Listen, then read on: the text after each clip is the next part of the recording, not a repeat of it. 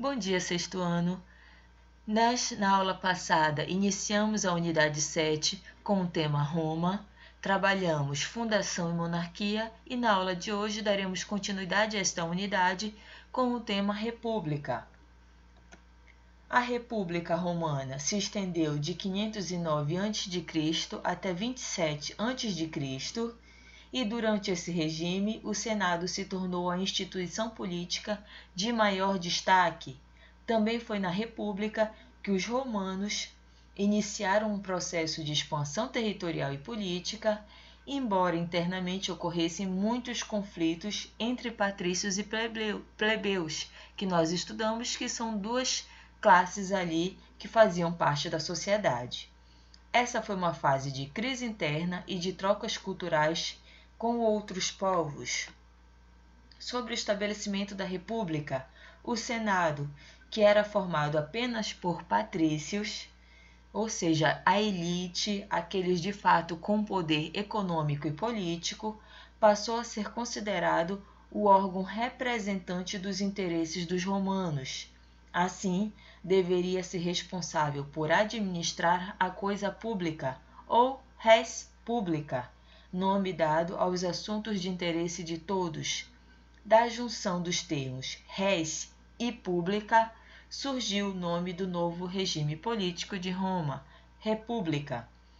Para a administração da cidade e dos interesses de seus cidadãos, eram eleitos anualmente 2 magistrados, denominados cônsules, que administravam a cidade, comandavam o exército e presidiam o Senado. Então, aqui você já tem a função desses cônsules: administração da cidade, comandavam o exército e presidiam o Senado. A escolha dos 2 cônsules objetivava evitar a centralização política que ocorreu na monarquia.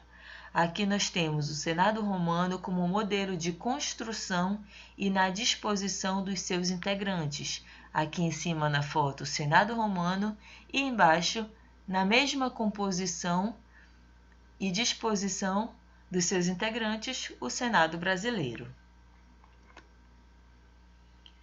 Em épocas de guerras,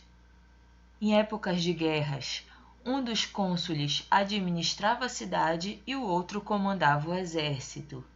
Em períodos de crises internas ou de ou no caso de perigo externo iminente, o Senado determinava que apenas um magistrado comandasse Roma.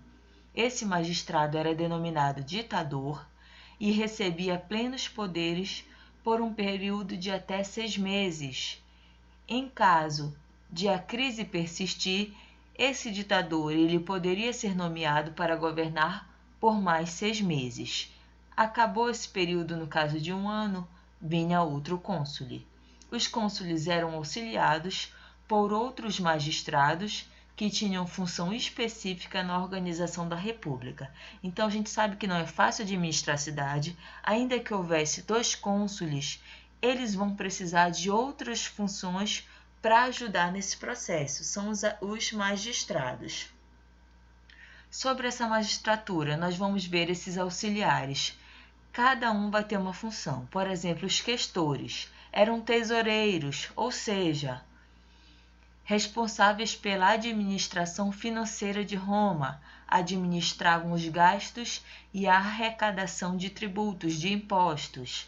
Edes eram encarregados de cuidar da infraestrutura urbana, sendo responsáveis pela construção e manutenção de estradas, edifícios, saneamento e abastecimento de água. Pretores eram responsáveis pela aplicação das leis romanas. Censores efetuavam recenseamento e zelavam pelos bons costumes, iam de casa em casa ver quantas pessoas tinham naquela família, se elas estavam se comportando de acordo com o que a República estabelecia. E por último, desses magistrados, nós tínhamos o Pontífice Máximo. Ele era o chefe dos sacerdotes, ou seja, cuidava da religião e tinha grande influência nas decisões políticas. Nós vamos ver agora sobre as conquistas territoriais que vão fazer parte desse processo de República Romana.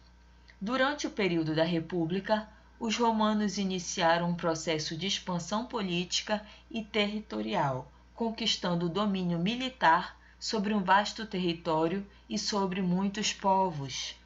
A expansão começou pelo domínio das regiões vizinhas. Então a gente percebe aqui, Roma inicia aqui mais ou menos nessa região e começa a dominar exatamente o seu entorno, os seus territórios vizinhos. E nós vamos ver que entre os séculos 5 a.C. e 3 a.C., Roma conquistou toda a Península Itálica, aqui toda a Península Itálica. A partir de então, os romanos passaram a disputar territórios com Cartago, que dominava a região do Mediterrâneo, incluindo parte da Sicília, essa região daqui. Nós vamos ver que os conflitos entre romanos e cartagineses, eventos denominados de guerras púnicas, estenderam-se de 264 a.C. a 146 a.C. Tal denominação se origina do fato de os romanos se referirem aos cartagineses como Pone, cujo significado é púnico ou fenício.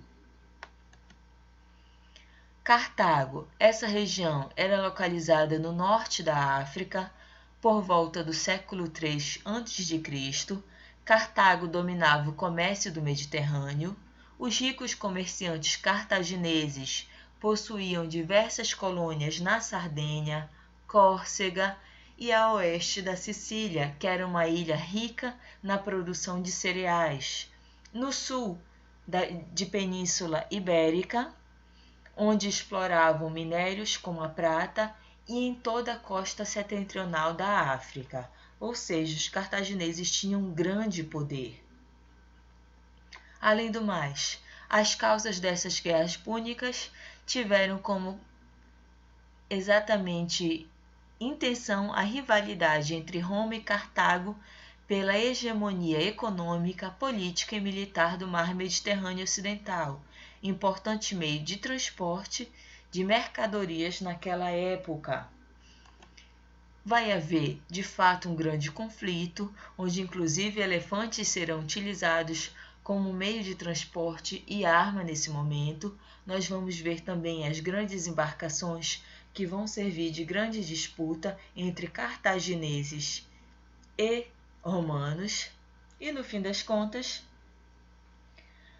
nós teremos como resultado o conflito terminou com a vitória dos romanos, que tomaram os territórios pertencentes aos cartagineses. Sem estes como adversários, os romanos expandiram seu território até a região da Península Ibérica. Quando eu falo de Península Ibérica, eu falo de Portugal e Espanha. As consequências aos povos conquistados: perda de sua autonomia, ou seja, eles tinham que ser obedientes às leis de Roma e eles tinham agora que pagar inúmeros impostos a Roma. A grande quantidade de riquezas que chegava a Roma foi benéfica para os patrícios, generais, políticos e comerciantes. Por exemplo, os patrícios, eles passaram a ter mais poder sobre essas terras. Os generais ganharam grandes prestígios por terem conseguido a vitória nessas batalhas. Os políticos, porque também grandes riquezas foram levadas para Roma, e os comerciantes, que passaram a ter mais materiais para venderem e comprarem. Entretanto, isso gerou a ruína de pequenos e médios proprietários rurais, que não conseguiam competir com o que era produzido nas propriedades dos patrícios ou trazido das terras conquistadas. Esses proprietários, sem conseguirem se manter nessa zona rural, realizaram um intenso êxodo rural. O que quer dizer isso? Saíram do campo e foram obrigados a ir para a cidade. que aumentou ainda mais a pobreza exatamente nesse espaço urbano.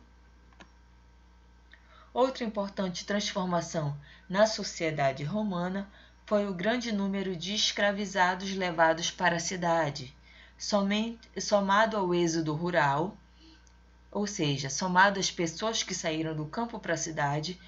Esse aumento deixou os menos favorecidos sem trabalho. Segundo o historiador Olavo Ferreira, em sua obra Visita à Roma Antiga, durante o período da República foram levados cerca de 2,5 milhões de escravizados para Roma. Aos poucos, praticamente todo o trabalho braçal foi repassado para eles.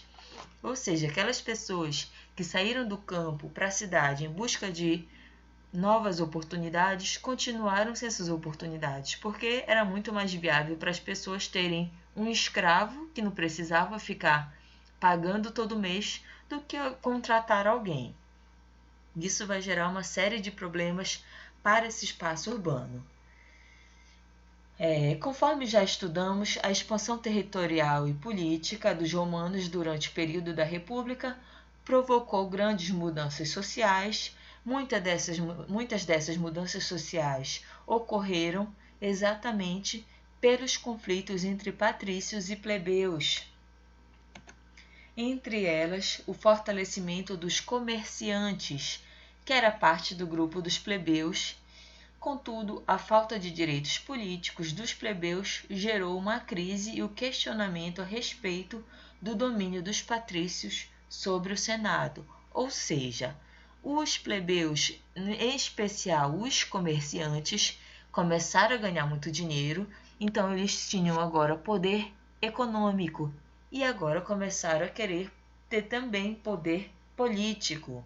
Os plebeus acusavam os patrícios de governar voltados apenas para os próprios interesses e queriam ter o direito de participar mais ativamente da política romana e, principalmente, poder ingressar no Senado. Os patrícios, a princípio, negaram-se a atender às reivindicações dos plebeus, o que acabou gerando conflitos entre esses dois grupos e tendo como resultado rebeliões plebeias. A primeira rebelião ocorreu em 494 a.C. Os plebeus revoltados saíram de Roma e reuniram-se em um local próximo, chamado Monte Sagrado, com o objetivo de fundar uma cidade onde pudessem usufruir de direitos políticos. Os patrícios perceberam nesse momento a importância dos plebeus para o funcionamento de Roma. Nem tudo os escravos conseguiam fazer, então era necessário sim a mão de obra dos plebeus, tanto nos trabalhos cotidianos como na integração do exército, e cederam a algumas reivindicações plebeias. Resultado, foram criadas leis e o cargo de tribuno da plebe. Assim, 2 senadores representariam os interesses da plebe, e leis surgiram com as reivindicações dos plebeus. Nós vamos ver agora quais foram essas leis que surgiram.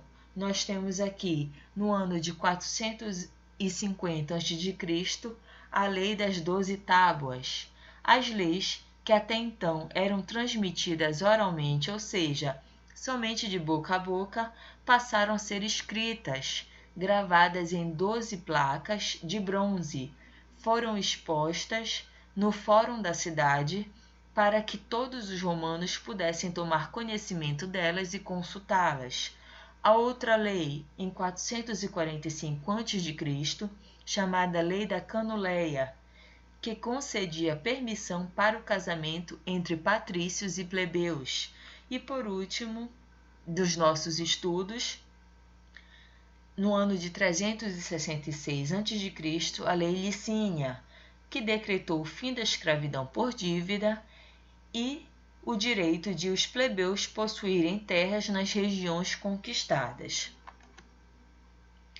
Só que o que acontece? Mesmo com a criação de leis e do cargo de tribuno da plebe, a crise permanecia com a falta de trabalho e as duras condições de vida das famílias que não foram beneficiadas com a expansão territorial. Os mais pobres exigiam reformas políticas e sociais que pudessem reduzir a pobreza.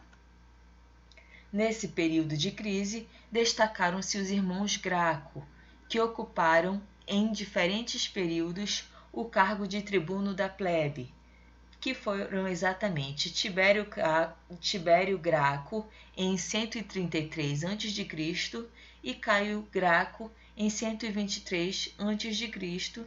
e em 122 a.C.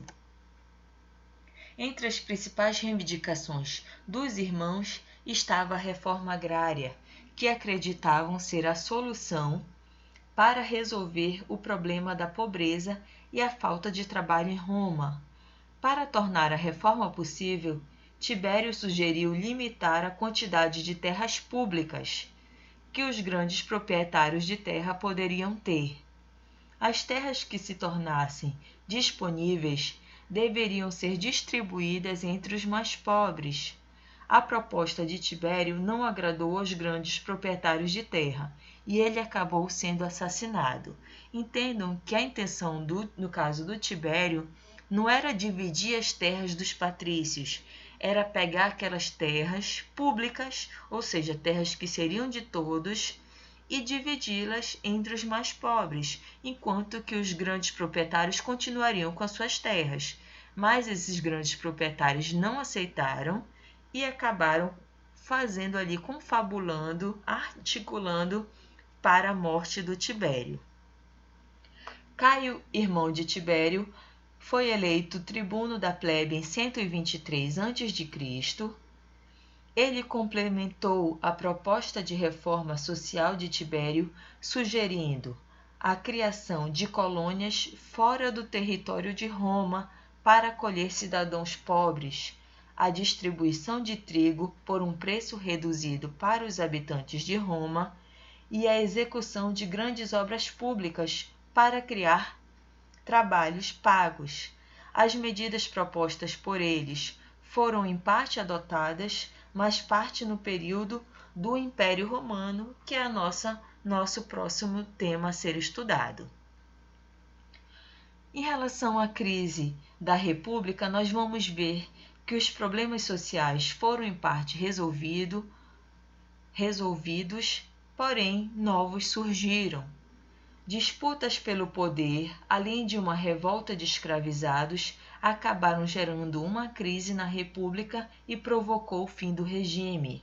Os líderes militares, responsáveis pela conquista de territórios e pela defesa das fronteiras, foram progressivamente aumentando sua influência política até que assumiram o poder. Então agora a gente não vai ter, na verdade, a atuação do Senado, e sim de líderes militares.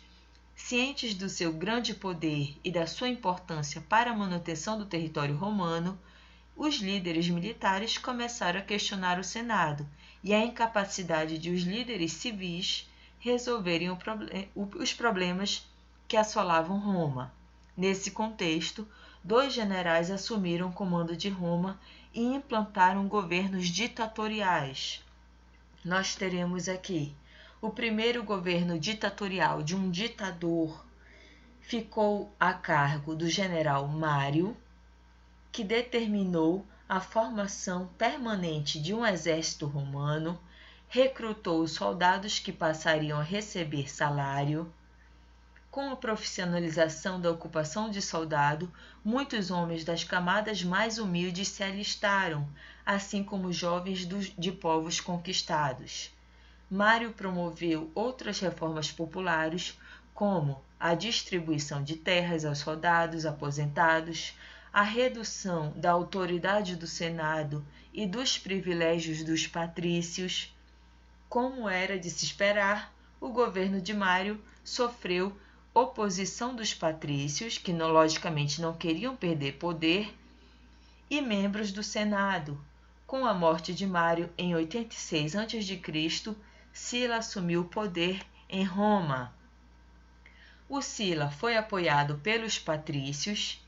Ele anulou algumas medidas implantadas por Mário e usou seu poder para combater as revoltas que ocorriam na Península Itálica. Quanto aqui nós vamos ver que vai haver de fato uma rebelião dos escravos. Tudo isso aconteceu por conta da exploração e os maus-tratos impostos aos escravizados romanos.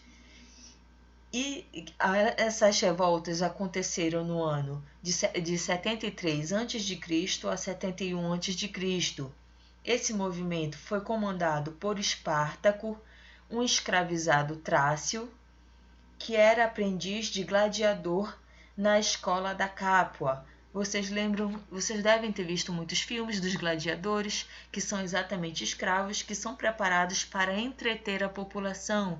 Então eles vão brigar entre si para que a população tenha o que ver, tenha o que comemorar. Na atualidade a gente pode até como associar ao UFC. Como eu disse para vocês, mais de 100 mil pessoas participaram da rebelião.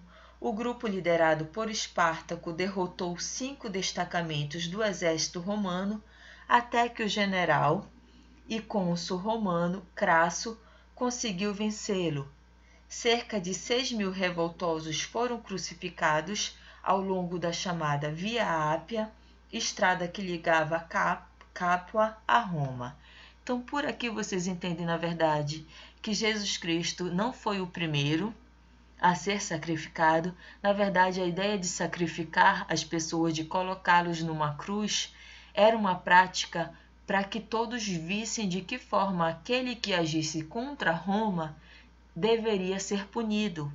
Então, as pessoas olhavam aquilo e não tentariam praticar esses erros.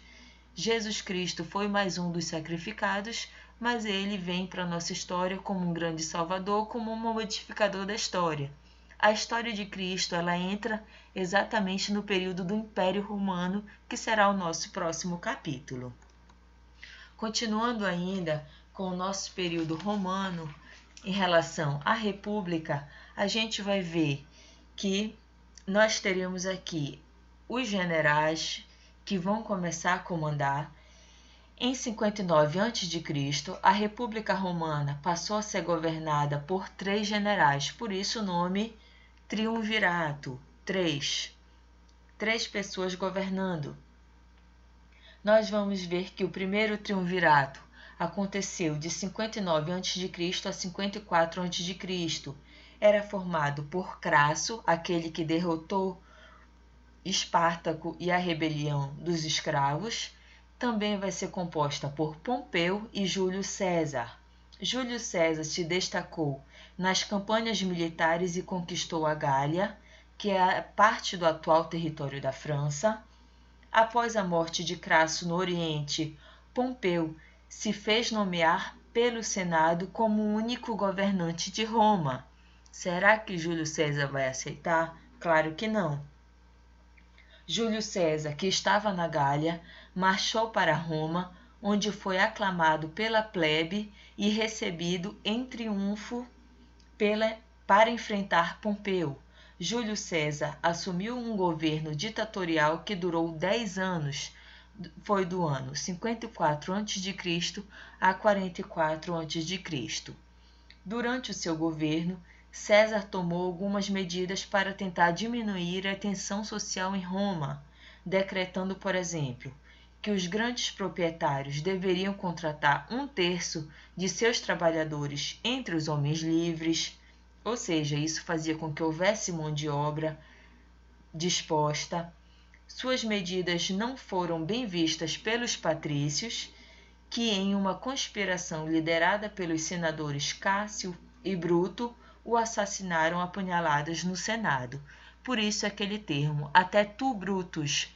Muitos historiadores dizem que Bruto, ou Brutus, como vocês podem ver em alguns momentos, em alguns livros, era na verdade sobrinho do Júlio César. Por isso essa frase vem até tu, Brutus, quando no fim das contas ele percebe que ele foi apunhalado por alguém de sua confiança. Após a morte de Júlio César em 44 a.C., foi formado o segundo triunvirato, que foi do ano 44 a.C. a 27 a.C., com Marco Antônio, Otávio e Lépido. Lépido se afastou da política e se tornou sumo pontífice.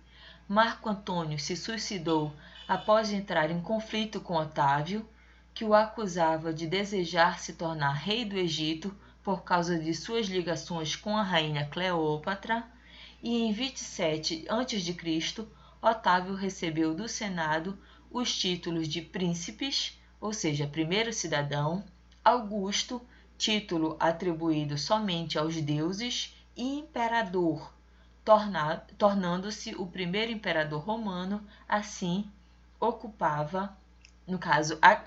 acabava a República Romana. E aqui acaba a nossa aula de hoje.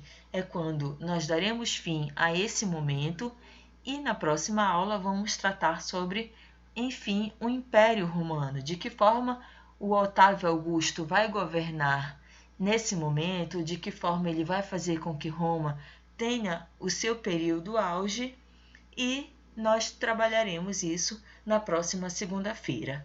Boa semana a todos, façam as atividades do livro e da trilha que estão disponíveis para vocês. Um grande abraço e até a próxima!